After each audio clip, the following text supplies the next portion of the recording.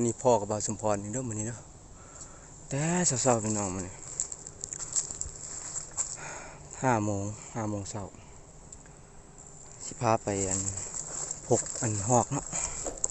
พกหอกอยู่ห่างมันเนาะต้องไปแต่เช้าๆเพราะว่า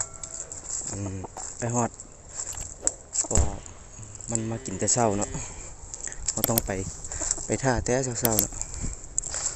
ไปเป็นจังไดก็ไปเบิ่งน้ำกันบาวสมพรใต้โคมไปอยู่เนาะมันพันแจ้งไปเบิ่งน้ำกันสิมาแล้วก็เป็นจังไดเนาะ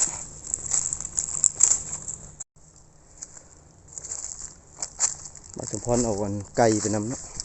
ไปแต่เช้าก็เพราะว่าเพื่อไปพกไก่ปลาน้ำพกไก่ปลาน้ำทางตะวันกำลังบุกขึ้นหรอกพี่น้องเอ้ยอยู่ป่ามันยังมืดเนาะตอนนี้5 โมงครึ่งไปตอนนี้ก็อยากแกงแล้วเนาะมาบาวสมพรมาได้ยินเสียงไก่ปลาขันที่เปิ้นภูพวกนั้นเนาะเปิ้นภูพวกนั้นใกล้ๆเนาะประมาณ100 เมตรได้ยินบอกพี่น้องป่าแต่ว่าบาวสมพรบ่ต่อเนาะไปเบิ่งร้านห้างมันก่อนเพราะเราต้องไปก่อนก็ฮอกเนาะก่อนก็ฮอกไปเช้าเนาะ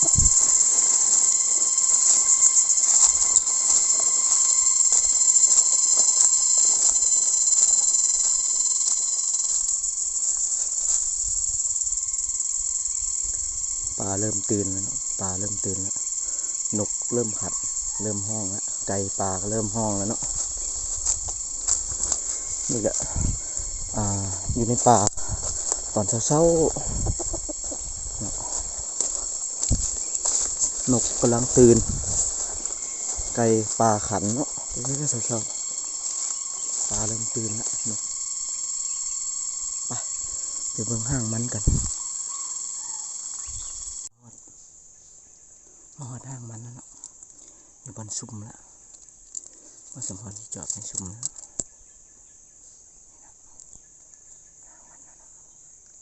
เดี๋ยวเช้าๆแล้วตอนนี้เวลา6 โมง 3 นาทีเนาะตอนเช้าบางวันมีอย่างมากินมาเนาะ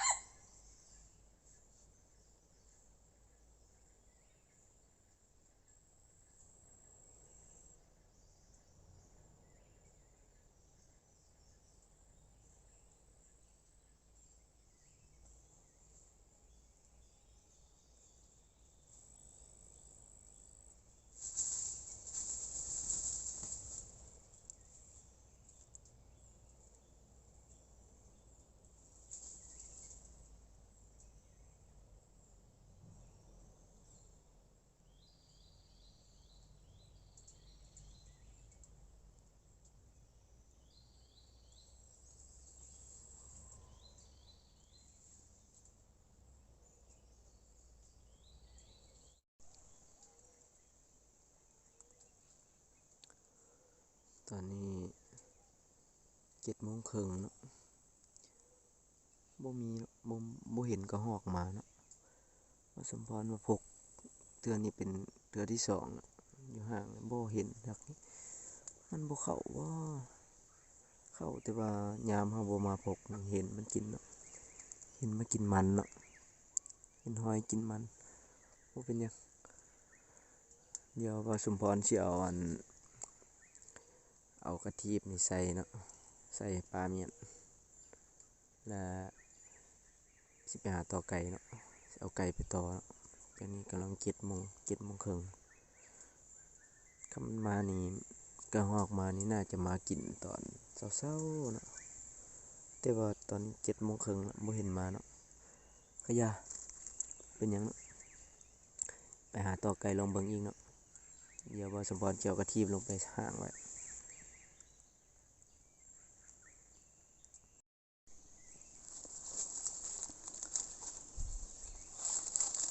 เนาะว่าสมพรห่างกระทีบไว้เนาะห่างไว้ห่างนี่เอาเสียมันออกเนาะเอามันออกแล้วสิห่างกับดักหนูกับดัก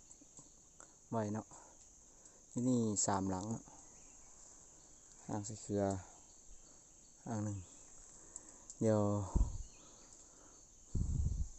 มื้ออื่นเฮาสิมายามนำกันเนาะสิเป็นจังไดสิหมานบ่ไปต่อไก่ต่อนำบัดนี้เนาะ